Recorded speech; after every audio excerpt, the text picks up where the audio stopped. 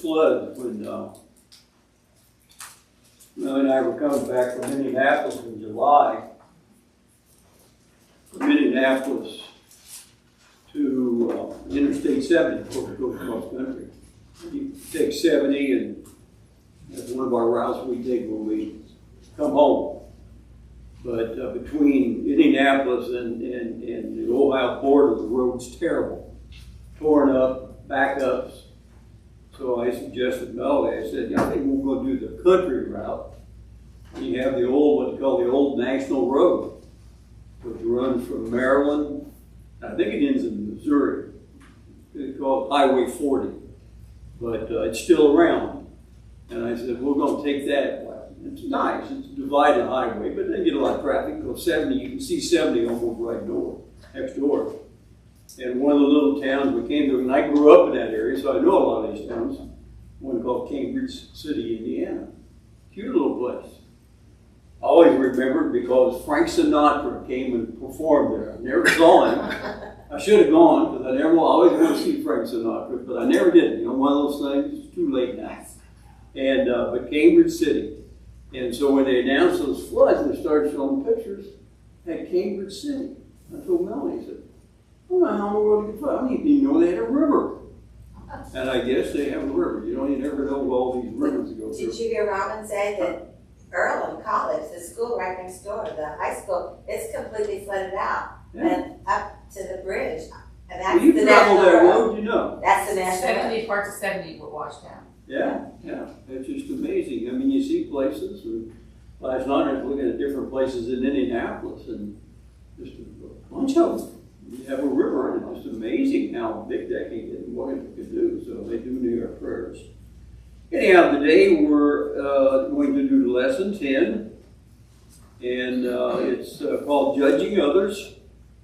And it's from James and chapter 4, 11 through 17, so it's not a lot of verses involved. Could be a short session today, I'm not sure. And we're going to start with, just go ahead and read those 6, and Cindy's going to read those to us today. Brothers, do not slander one another. Anyone who speaks against his brother or judges him speaks against the law and judges it. When you judge the law, you are not keeping it, but sitting in judgment of it. There is only one lawgiver and judge, the one who is able to save and destroy. But you, who are you to judge your neighbor? Now listen, you who say, today or tomorrow we will go to this or that city, spend a year there, carry on business, and make money. Why, you don't even know what will happen tomorrow. What is your life? You are a mist that appears for a little while and then vanishes. Instead, you ought to say, if it is the Lord's will, we will live and do this or that. As it is, you boast and brag. All such boasting is evil. Anyone then who knows the good he ought to do and doesn't do it sins. There's we've got several verses we're going to read today to supplement this. So James actually starts out talking about judging, and then he jumps over to talking about planning your life and keeping the Lord involved. I think we've all heard the phrase, what part of no don't you understand? We've heard that, haven't we? What part of no don't you understand? Been repeated thousands of times. And even made its way into a country music song recorded by Lori Morgan. But some of the words as follows. What part of no don't you understand? I'm not going to sing it to you. To put it plain and simple, I'm not into one-night stands. I'll be glad to explain it if it's too hard to comprehend. So tell me, what part of no don't you understand? James 11. We read, do not speak against one another, brethren. The word in play here is slander, and it can be called by different terms, such as backstabbing, mudslinging, bad-mouthing, etc., just to name a few. Our study guide, Mr. Billingsley, states the word slander means to speak against and to defame. Or whatever word you use to describe it, Scripture says no to doing it and condemns it. Go back to my question, what part of no don't you understand? There are many ways we can slander a person. We can criticize them. We can insult them, which is not nice. We can curse them. And we can exaggerate their faults. So why does it happen? Why do people do that? Well, first it happens because we believe putting down someone lifts us up to a higher level. Secondly, it happens because we tend to play a very dangerous game called playing God. Playing God by judging others is a dangerous game. As a strict no, so I repeat again, what part of no don't you understand? The question is, who are we to judge others? Those who judge others are assuming God's role as creator and judge. And we can read a little bit about that in Romans 12:19. Robin has that. So, beloved, do not avenge yourselves, but rather give place to wrath. For it is written, vengeance is mine, I will repay, says the Lord. And Hebrews also continues on with that message. Hebrews 10:30. Debbie? For we know him who said, vengeance is mine, I will repay, says the Lord. And again, the Lord will judge his people. And by committing this act, we're also acting in a way that is contrary to Jesus' teaching that says his followers should not judge others. That's Matthew 7:1-5, and that's Rebecca. Judge not that ye be not judged, for with what judgment you judge, you shall be judged. And with what measure you meet, it shall be measured to you again. And why beholdest thou the mote that is in thy brother's eye, but considerest not the beam that is in thine own eye? Wait a minute. Thank you. Or how wilt thou say to thy brother, let me pull out a mote out of thine eye, and behold, a beam is in thine own eye? Thou hypocrite, first cast out the beam out of thine own eye, and then shalt thou see clearly to cast out the mote out of thy brother's eye. That's deep. That's deep. It's deep. That's it. Almost scary. Almost scary. Yeah. Mm-hmm. And it says in John 5:22, for not even the Father judges anyone, but he has given all judgment to his Son, Jesus.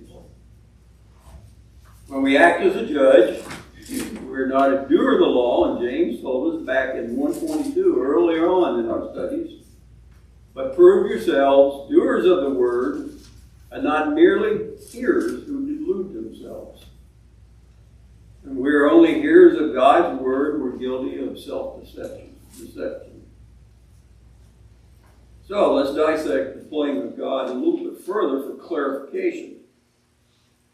We play God with others in two ways. First, we slander others. James 4:11 says, do not speak against one another, brethren. Earlier in the book, he mentioned troubles in church are caused by, one, tongue trouble. We talked about that quite a bit in one of our earlier lessons. As well as selfishness. And now he turns to being a nitpicker of a Christian brother or sister. And many times it begins with these statements. I think we've all heard them. Now don't quote me on this, but perhaps I shouldn't say this, but now stop me if I'm wrong, but anyone ever said these things? Heard someone say these things? What this leads to is a power play. where we take a kernel of information, blow it out of proportion, and use it to cast doubt on another. It's an ungodly thing to do. And James says no to it. It's sinful and it's wrong. And our goal is to build up our brethren, not tear them apart and tear them down with criticism. And what? Let's hear it. What about this? What part of? No, don't you understand? In contrast, Paul in 1 Thessalonians 5:11, and that is, let's see, who has that? Maybe I have that. Yep, I have that. I won't slip. Therefore, encourage one another and build up one another, just as you also are doing.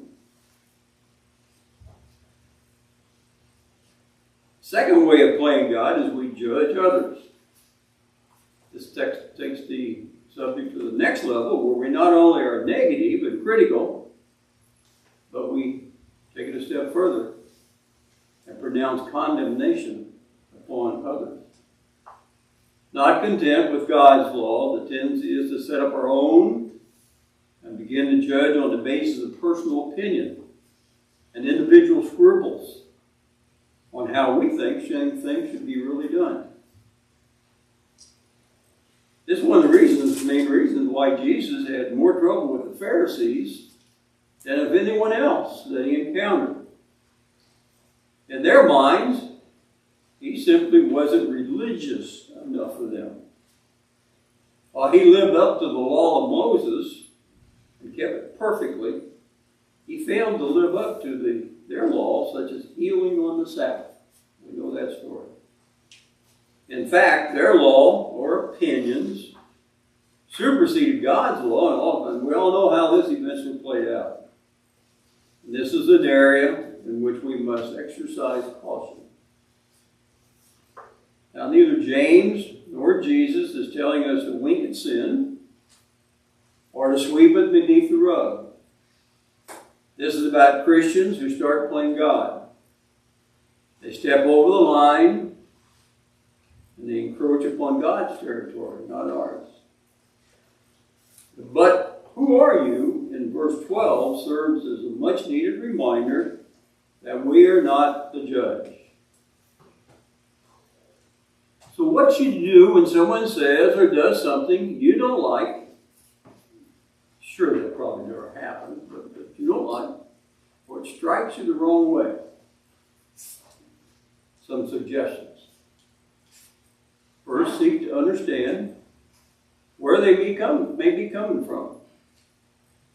Maybe it's youthful indiscretion, misunderstanding. Suzanne has something to say. Suzanne, let me finish this statement. Yeah. Lack of knowledge and life experience or failing to think things through. Yes. I was just gonna say, we shouldn't talk about that. Shouldn't what? We shouldn't talk about that, Yeah. you know. Direct them to some other place other than criticizing somebody all the time. Yeah. But you know what? We all love gossip. Mhm. And that's bad, I know, but we Because do. we're human beings. Well, I mean, what, a recommendation which you should do as a Christian is have the courage or pray for courage to confront that brother. That's a weakness that I've seen in the past here and other congregations up there. And the Bible, and that's the Bible plan. If you've got something against your brother, you reconcile that difference one-on-one. Don't air it out to the whole congregation. Is this, when we talk about brethren or brother, is this a congregational issue, just a church issue? What if we have it with a neighbor? Yeah. Or an employee. Or an employee? We have a neighbor issue right now, don't we? Yes, we do. Had it yesterday. Yes, we do. And we're thinking, how do we tackle this? But we have people moved across the street from us, probably a year ago. It's a blended family. Husband and wife, and he had 3 children. She had 3 children. Occasionally we see all of them there. Usually we don't. Sounds like the Brady Bunch. Yes. That's very much. They have some kind of a Nissan vehicle. You know, like one of these pickup trucks that they're, well, this is not a pickup truck. It's kind of like a specialized van maybe because of the big family. It's almost the size of 2 cars. And our older car, the red one we drive, usually bring it here on Wednesday night. We park, we have one little spot out front of our house. You know, I'm getting at a parking issue. And it's always parked in front of our house unless we take it, go to church or whatever. And we took it yesterday to a 90th birthday ladies party. And we came home, this monster vehicle is sitting in what I call my parking spot. You can't miss it. Yeah. So we see when it gets parked, I don't know what they drive. They park behind their house, so I don't know how many vehicles they have behind the house. This is another vehicle. But when it's parked for a while. So our assumption is right now that vehicle will probably be parked in front of our house for a while. Now Melody offered that she'd go across the street and I check. said I'd go across and ask them if they didn't mind moving it. The interesting thing is, we talked about military, he has a Iraqi freedom veteran plate on the front of his car. And John has a Vietnam veteran plate on the front of his car. So Not that car. yeah, so I really felt like going over and saying, I appreciate your service, however, I'm living with a Vietnam veteran, and he parks out here so he doesn't have to come up the stairs from downstairs to come in the house. It saves him 16 stairs. But he's just here, so I did not go across the street. But, and then they also have parked a truck with a huge trailer also. So they Well, would my encompass suggestion all of the parking. If you leave this incident alone, it's gonna continue. Yes. My suggestion is go to him now. Don't keep putting it off because it makes you mad. Nip it in the bud, he said. Nip it in the bud. But John also Well, let says me tell you it's this public bud. parking. This So, bud, and it it's is not size of the dog in the fight. It's not a fight. This is a big guy. This guy's about 6'9". Do you have an He's HOA? intimidating. He could be Do you have intimidating. an HOA? Pardon? Yeah, we do have an Get HOA. them to paint a handicap spot. Oh, they won't do it in there. Do you know who paints? Well, now you said this guy's got parking behind his house. He does. Or He has a we're house, getting off. right? Yeah, we are way off. So the thing is, he can legally park there. Yeah, So it's just a personal It's preference. public, it's So public parking. if somebody is doing something that just offends you as a person, like a preacher that's wearing a polo shirt instead of a tie, or somebody who's wearing shorts to worship instead of long pants, that's a personal preference. That's not a doctrinal issue. That's not take 2 or 3 brothers and talk to this person. That's something you have to work out yourself. That's you can ask politely, but if Yes. nothing changes, there's nothing you can do about But it. why is what you want more important than what they want? You shouldn't have brought I'm this just up. saying that, so Yeah, if that's what I there's said. a legal standing, if there's a doctrinal issue, yes, it needs to be discussed. If it's a personal preference issue, like which side the communion plates go on, then that's you. That's something you have to work out. What are you willing to, you're gonna lose a friend, you're gonna alienate a neighbor, you're going to make people upset because of personal preference. So it's not, that's why it's not about you. Well, it is about him. It is about, Because it's gonna make him madder every time he looks out and sees that car there. then you need to let go and let God. Well, Yeah. It's his parking place. It's a parking place. Yeah, it is public parking, and he should not have brought it all up. He said, we are having a neighbor problem. The Yes. question was, do you approach a neighbor the same way you would a Christian? And probably is the answer yes, but they're not Christians, so it's not going to be the same outcome. They're not going to have Well- the same mindset as a Christian. continue with what I have here. One of these comes to that point. And I say, before we go to brother or sister with any concerns, it would behoove us to go to 1 Corinthians 13, 4 through 6. And who has that? I do. Okay, read. Love is patient, love is kind. It does not envy, it does not boast, it is not proud. It is not rude, and it's not self-seeking. It is not easily angered. It keeps no record of wrongs. Love does not delight in evil, but rejoices with the truth. Okay. That's awesome matter. Well, you know, I mean, the guy's a human being, but he doesn't love him. No. He may not even know that he is offending her. Right. Yeah. That's what I say. You need to go I talk to think him. that's the most likely thing, and you can ask them politely. If they decline to do it, then just be polite, be a Christian about it. Well, and that's my item number 4 here. Turn the other cheek. Not making a big deal about it. You can just move on. Not everything is worth making an issue about. I just moved my car this morning since we're going out of town overnight, and I just, on the other side of the house, there's a whole row. They couldn't park his vehicle there, but a whole row sitting there no one ever uses. My car's sitting there. Well, you can look at it this way, John. God may give you an open door as a contact and try to, it might start off a little awkward and quirky on the parking spot, but it might lead to a Bible study. Or It he's leads teaching you to patience. somebody reading the gospel. And Or that's if you don't want to park around I back, see what you've done. if you don't want to park around the back and climb the steps, just take your car and park in front of his house and walk across the street. See if he says, No, Yeah, it's only you can't park parking. You can't park on his side of the street. Park on the other side. Okay, so anyhow. You know. And so Romans 12:18. Who has Romans 12:18? I do. Okay? What does that say?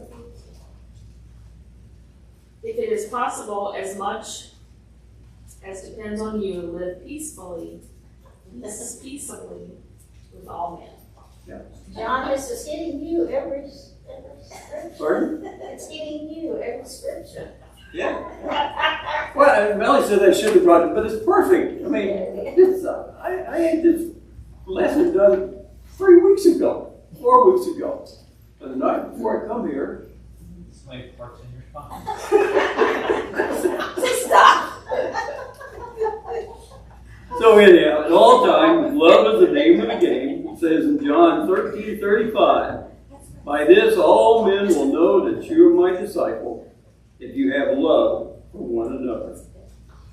In 1 Corinthians 16:14, it says, do everything in love. So I'm not going to be contentious over it. I'm going to move on. Maybe when we come back on Tuesday, or Monday, whenever it is, that big will be gone. Maybe he'll move his other vehicle with a trailer on it. Get that out of there. Anyhow, in verses 13, 17, James switches gears from the subject of judging. You know, we talk about judging now. He's going to discuss self-planning our life. It is a warning against the kind of pride and boasting that we assume that as human beings we have complete control over our own lives. It alludes to the person who sits down and carefully plans their life without taking God into consideration. The message presented here is similar to the message of Jesus to the rich man. whose planning could not keep him from the ultimate judgment of God.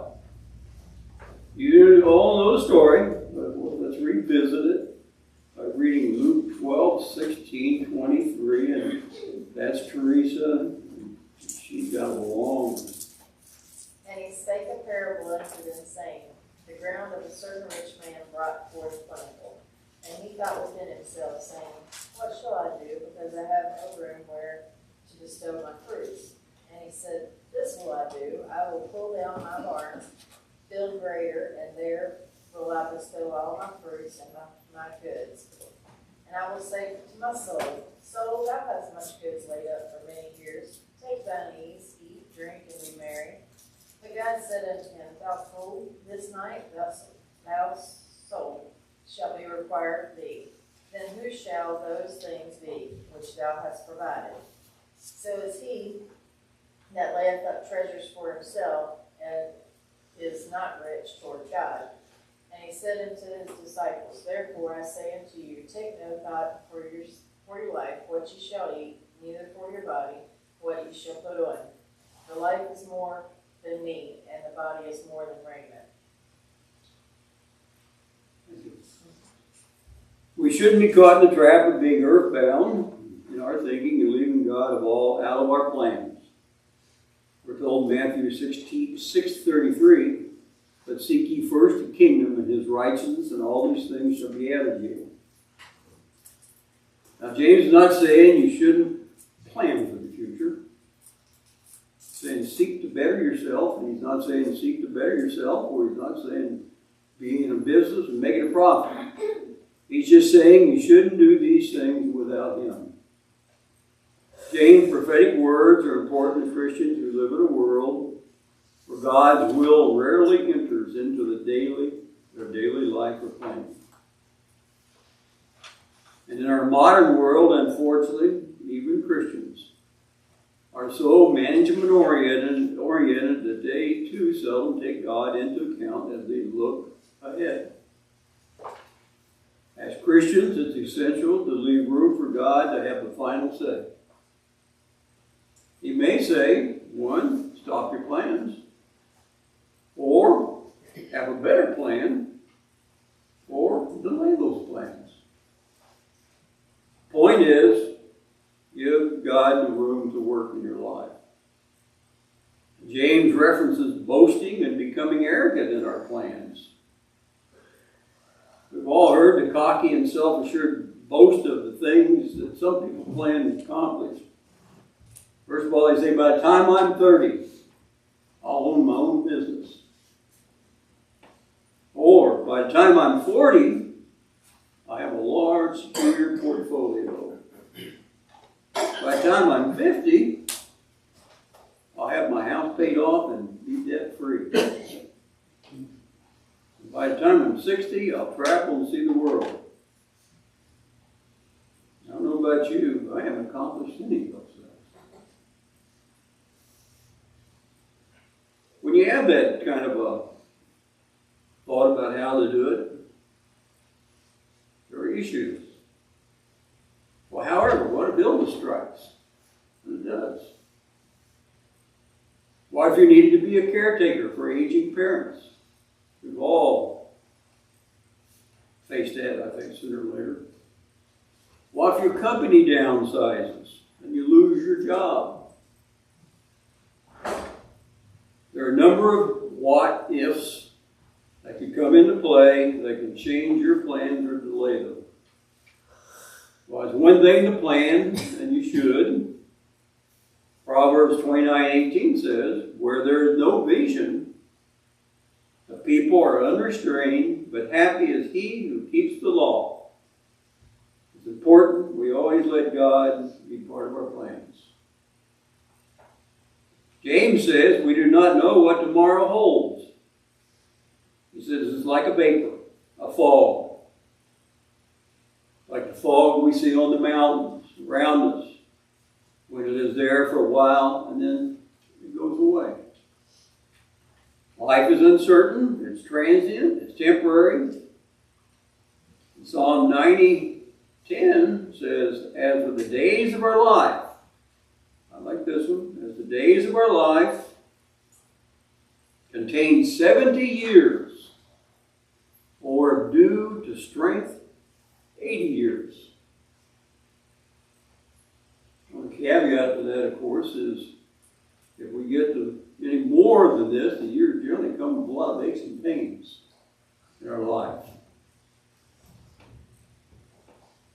I feel fortunate. I've made the 80 years. And my aches and pains are not too bad yet. Life is short. As believers, we must place our trust in the Lord, because only He knows the future. Psalm 139, 1 through 3, and John, I think you have that. Okay. O Lord, you have searched me and know me. You know my sitting down and my rising up. You understand my thought afar off.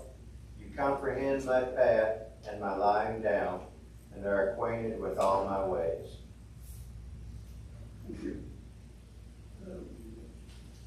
The last verse of James' study for this week had a statement that said, therefore, to the one who knows the right thing to do and does not do it, to him it is a sin. And I'll end this and we'll do some questions with my famous statement. What part of no don't you understand? So let's do some questions. We've got 5 minutes here. I reserved those for the end today. I'm sorry, Melody, you didn't get to read yours, did you? No. You can read it to me now. Question on page 40. Okay. Page 44. Let's do 3 or 4 of here. How about number 1? Name some ways that a Christian can slander another Christian. Let's take a question. Making false accusations. False accusations. More? Criticizing. Criticizing. Insulting. Insulting. Talking behind your back. Book says Will cursing. be mudslinging. Yes. Okay. The book says cursing then? Yep. Exaggerating the faults. Good. You had 3 but statements you shared in class. I happen to think of one that each of us has probably used is, I'm going to share this with you, but don't tell me about it. You know what's going to happen. Yeah, you know what's going to happen. Number 4. How does one judge the law? How does one judge the law? Well, there are 2 laws in the Bible. One's the old law that had a lot of dots and I's and T's crossed. And the new law, which says love God and love your fellow man, which encompasses all of the old law, plus a lot of concepts and principles in the new law. Now, I think that James, since he was mostly writing to the brethren, was referring to a new law. What's the law? You mentioned love thy neighbor. Did you just reference that? That's new. The royal law. We had that earlier in one of our other lessons. Thou shalt love thy neighbor as thyself, including those who park in your parking lot. I'll keep you informed about that. Please don't. Well, there's one thing we can bring up too. There's, you got to be careful on judgment, because there is righteous judgment. Okay, there's God's law says if you commit adultery or sexual immorality or homosexuality, you're doomed to hell. That's God's righteous judgment, and it's I mean, we're not judging them; they've already been judged. I was going to say, that's God's judge, though, not judgment, Right. not ours. But, we got to be careful that we don't. It's okay to do righteous judgment. We don't condone sin. We don't condemn sin. You love, what is it, the saying, you love the sinner, you love the sin, you hate the sin, but you love the sinner. Last one. I've got a minute here.